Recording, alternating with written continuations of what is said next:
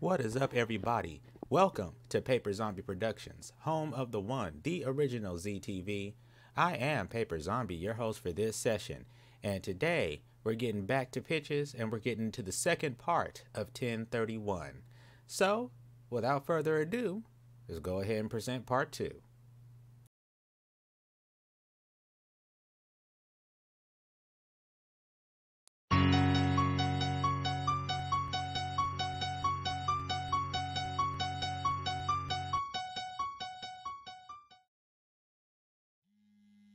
14 years pass from that day.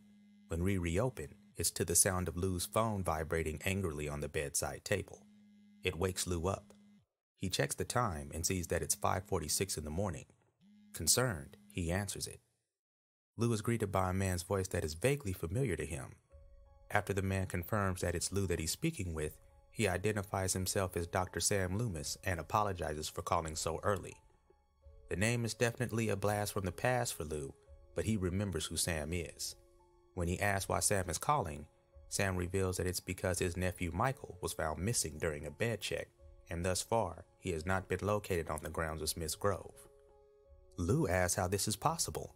Wasn't Michael supposed to be a vegetable? But Sam corrects Lou and tells him that Michael was never a vegetable. There was always brain activity, but it was as if Michael's brain had gotten stuck in a sort of standby mode, one that no professional was ever able to get him to come out of. Thinking of Michael's actions that landed him in Smith's Grove in the first place, Lou asks if Michael has hurt anyone. Sam is able to say that so far, it doesn't appear that way, but that could all change once the full search of the sanitarium is complete. Lou asks if there's anything he needs to do, and Sam tells him that there isn't. For the time being, all they can do is wait for the search to be completed. Lou asks if he can be updated on the search for Michael as it progresses, and Sam agrees to do so. Lou's vibrating phone also woke up Penny. Having heard his end of the call, she asks what's going on. Lou reveals to her what the phone call was about. Penny is shocked. There's no way Smith's Grove can be talking about their Michael. Hadn't his brain shut down? Lou explains the answer to her the same way that Sam explained it to him. Though Penny hears it and understands it, she just can't fathom it. Lou agrees that he's trying to wrap his head around the idea too, but for right now, all they can do is wait and see what happens. The wait turns out to be a few hours. Lou is in the kitchen and has just finished filling up his travel mug with coffee when Sam's call comes through. He updates that Michael still hasn't been found. However, something else has. Since all of the sanitarium's employee vehicles are owned by the county, they're all low-jacked. It's been recently discovered that one of the vehicles is in a location where it shouldn't be.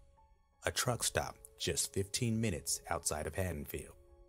Smith's Grove knows the name of the employee who took the vehicle due to the vehicle sign-out sheets, and that the employee was one of the orderlies who regularly delivered medicine to Michael. Unfortunately, all of the cameras that were watching the driveways in and out of Smith's Grove have been having problems since the previous night, so it's unknown if Michael was with the employee or not when he left. Smith's Grove has authorized Sam and some security agents to go out to the truck stop where the vehicle is. Lou asks Sam if they've notified the truck stop of the situation. Sam replies that he hasn't and tells Lou that he thought it would have more gravity if the captain of the Haddonfield police told them instead. It's as if Sam already knew that Lou would want to come to the truck stop to see things for himself. Lou doesn't take offense to that assumption. He asks Sam how far away from the truck stop they are, and Sam tells him that he and the security agents have just left. Knowing that he has enough time to make it to the truck stop before Sam and the security agents, Lou tells Sam that he will meet them there. Meanwhile, during the time that Lou was on his phone call with Sam, little Lori was with Mariah, one of her two best friends, as they waited 4 houses down from their other best friend Paige's house. They both wait so far away because it's no secret to them that Paige's father doesn't care too much for black people. Yes, little Lori has learned about prejudice because she is no longer a baby anymore. She is now a smart, pretty, and at times awkward 15-year-old girl. And awkward is the word. That's how she always feels when her and Mariah wait in front of the house 4 down from Paige's. There were rumors about the pristine-looking 2-story house that stood mere feet away from them, and it was because of those rumors that the house had been on the market for over a decade. People had been murdered in that house. That's what the rumors said. there were conflicting reports as to who the murderer was and whatever became of them. Some rumors said that the identity of the murderer was never released. Another said that the murderer had been some random psycho off the street. And another one still said that the identity of the murderer had never been released because the murderer had been a child. Some rumors said that the murderer committed suicide after killing the people inside the house. The other rumor said that the murderer had escaped and was still very much at large somewhere out there in the world. That's why nobody in their right mind would purchase the house. Who wanted to live in fear that the murderer might return for an encore performance? Laurie comments that it's a good thing everyone is afraid to step on the property, or else the house would get trashed every year on Halloween night. Mariah agrees and wonders if anyone will be brave enough to attempt it later that evening, as today is that one night it could happen. It's October 31st, Halloween. Paige finally joins Laurie and Mariah, and the three girls take their leave. They're completely unaware that somebody was watching them from inside of the house. A person dressed in a set of dark coveralls and a white mask done up in the likeness of a human adult male's face. It even has fake messy blonde hair for its top. In the quietness of the house, the person was able to hear the girls talking through the slightly open, thin curtained window. They heard Paige when she said the names Laurie and Mariah. However, the person is unsure of which girl is which. In the 23 minutes it takes him to get to the truck stop after receiving Sam's call, Lou has done a lot. He's called on 2 units to meet him out at the truck stop and has made contact with the manager on duty at the truck stop. Rather than put the place on a full-scale red alert, he simply told the manager to be on the lookout for anything or anyone suspicious. Lou arrives at the truck stop 5 minutes before Sam and the Smiths Grove security officers. Knowing what county vehicles usually look like, he and his officers start their patrol of the property and search for it. When one of the patrolling officers finds the low-jacked vehicle on the side of the truck stop, Lou has his other officer continue the search of the truck stop for any suspicious person. Lou himself goes to meet his other officer at the county vehicle. Unfortunately, it's empty. Sam and the 2 Smiths Grove security agents arrive at the truck stop shortly thereafter. Lou directs them over to the low-jacked vehicle. After the security agents have their look at the vehicle, Lou has his officer dust for prints. They may not get anything, but every little bit will help at this point. Shortly after the prints are taken, Lou's second officer reports that his search of the truck stop is complete, and there were no signs of the Smiths Grove employee and/or Michael. Disappointed but not discouraged, Lou relieves his officers with the final task of getting the prints back to the station for immediate analysis. The Smiths Grove security agents make contact with Smiths Grove to update them on their progress. After finding out that the Haddonfield Police Department has started an investigation on the situation, Smiths Grove speaks with Lou to confirm their deference of control to his department for further handling. Lou asks if Sam would be able to stay with him to assist in the investigation, and Smiths Grove agrees. As the security agents take their leave, Lou arranges for a tow truck to come and transport the county vehicle to the police yard. While he and Sam wait for the tow truck to arrive, they converse. Lou remembers that Sam stopped being Michael's doctor when he was a child, and he asks why he's back on the scene now. Sam answers that out of all 3 doctors Michael has had in total, he was the one who did the most work and research on Michael, as well as being the one who spent the most time with him.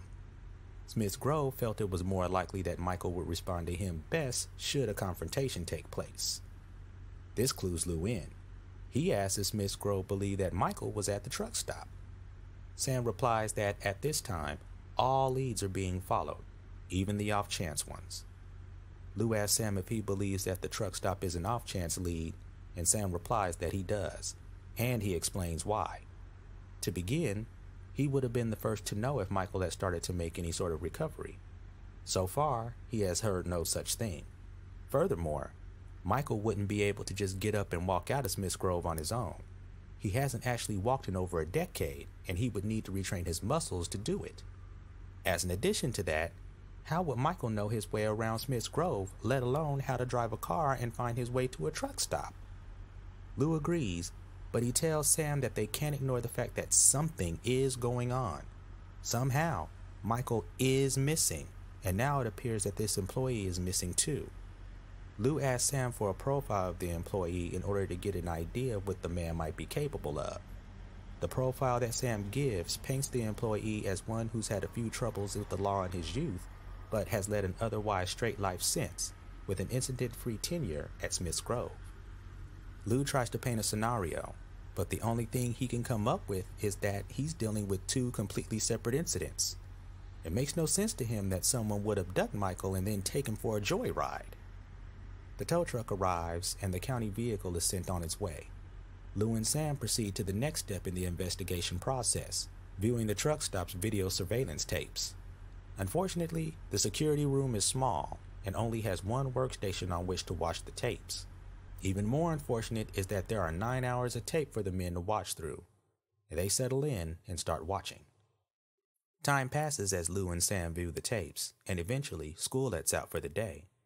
We catch up with Lori, who was in her room at Penny and Lou's house getting everything ready that she'll need for her babysitting job later that evening. But she's unsettled as she prepares. It's been a very odd day. It started while she was in second period at school. She'd looked out the window that her row of desks sat by. Outside, at the edge of the school parking lot, was what she'd assumed was a man due to the build of the body. The person was dressed in dark coveralls and wearing a white mask. It looked like one of the new silver shamrock masks. The person was looking in her direction. The teacher chose that moment to ask Lori a question. She'd answered the teacher and then waited until the teacher's attention was on someone else before she'd look back outside the window. Whoever it was that she'd seen before was gone. She saw the person again during lunch. They were all the way up the hill on the opposite side of the fence near the empty baseball field. But before Lori could point the person out to her friends, they'd vanished yet again. There was also the thing that had happened after school with the old blue van. It seemed to follow her and her friends on half of their walk home from school before the driver drove off and onward about their business. Wondering if maybe her 17-year-old cousin LJ, Penny and Lou's son, is attempting to play another Halloween prank on her like he did 2 years ago, she asks him about it when he arrives home. LJ assures Lori that he and his friends aren't playing any more pranks on her or her friends ever again. None of them wants to endure that drama that it caused them. LJ asks Lori why he thought she was playing a prank, but she doesn't tell him about the person in the white mask or the van. Instead, she tells him that she was just making sure. But LJ knows his cousin, and he can see right through her lie. He has to do a little prying before Lori finally tells him. LJ finds all of the events equally strange, but reminds Lori that it is Halloween. People are always trying to come up with new and improved ways to scare people. Maybe this is the new thing, just like the whole thing with the clowns the previous year. LJ's explanation makes sense to Lori, and it puts her back at ease. Back at the truck stop, Lou receives a call from the police station. There's been vandalism at one of the graveyards in town. Someone has stolen one of the headstones. The answer to which headstone was stolen leaves Lou speechless for a moment. It was the headstone of his sister-in-law, Deborah. Lou orders a search of the graveyard and advises that he and Sam will be there momentarily. As they drive, a new scenario begins to form in Lou's mind, and it's a bizarre one. One that he wouldn't even consider if it wasn't for a category of cases that had become more and more prevalent over the past decade, the category of social media attention.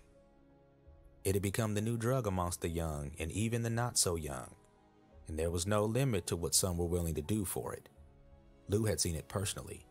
Accidents caused by teenagers who were driving blindfolded, kids and teenagers in the hospital because they'd intentionally ingested or inhaled poison, kids, teenagers, and young adults pulling vicious pranks on others, and on and on and on. But what if that's what was happening right now? What if the Smiths Grove employee had abducted Michael with that very intent of social media attention? It was only the young and the newer residents of Haddonfield that didn't know the truth about what had happened that Halloween night. What would it do to those people if they heard that Michael Myers had gone missing from Smiths Grove Sanitarium? What would it do to those people if they heard that a headstone was stolen from the cemetery and that it just happened to be the headstone of Michael Myers' mother? And with all of this being done 14 years later on the exact same night as the original murders, yes, it would definitely cause a scene. But what if that's not where the Smiths Grove employee planned to stop? What if he planned to go all the way and actually commit murder? Lou shares this scenario with Sam. While it's a little too bizarre for his blood, he does admit that it could be a possibility. Lou asks Sam that if it were a possibility, who does he think that the Smiths Grove employee would choose to murder? Sam replies that it could be anybody. They never had a definitive answer as to why Michael killed his 3 victims, only assumptions that it was due to the abuses he was suffering. Lou decides that even if there's a slight chance that his scenario might be true, it's worth it to be prepared instead of being sorry. He radios into the police station and has an all-points bulletin put out for the Smiths Grove employee. But the excitement isn't over. There's still the graveyard to search. It takes a few hours, but once again, the search turns up no suspects and no other leads. As everyone clears out, night falls over Haddonfield.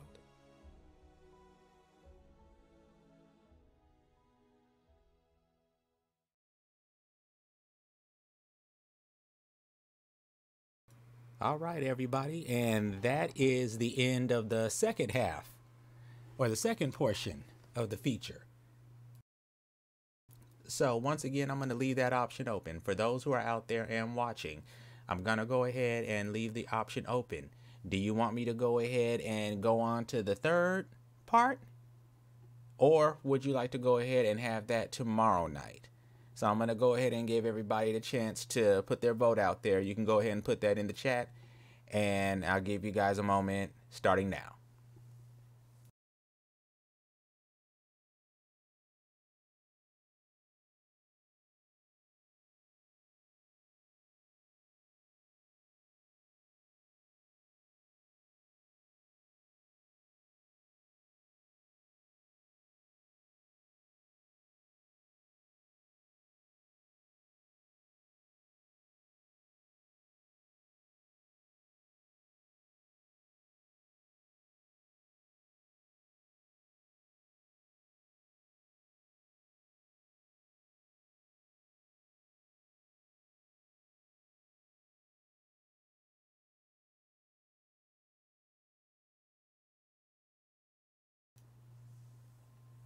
All right, then. It looks like we will be staying with the schedule then. So I would like to thank you all for joining me for this episode tonight. And I really do hope you guys have enjoyed what you guys have seen so far, or what you guys have heard so far. You haven't really seen anything because I can't go out and I haven't shot this. But if you guys are enjoying, please let me know. And, please hit that thumbs up button. And, leave a comment. Let me know what you guys think so far. And if you aren't really caring for it or you're not really feeling it, you can feel free to hit that thumbs down button. But just like I asked for a comment as to why people like it, you can go ahead and put a comment as to why you don't like it. Because if I don't know what you don't like, how can I ever fix it? So I would like to thank everybody for coming out for this second night and joining me. I have been Paiper Zombie, and we will continue this, the final part, tomorrow. Same time, same station. I'll check you later.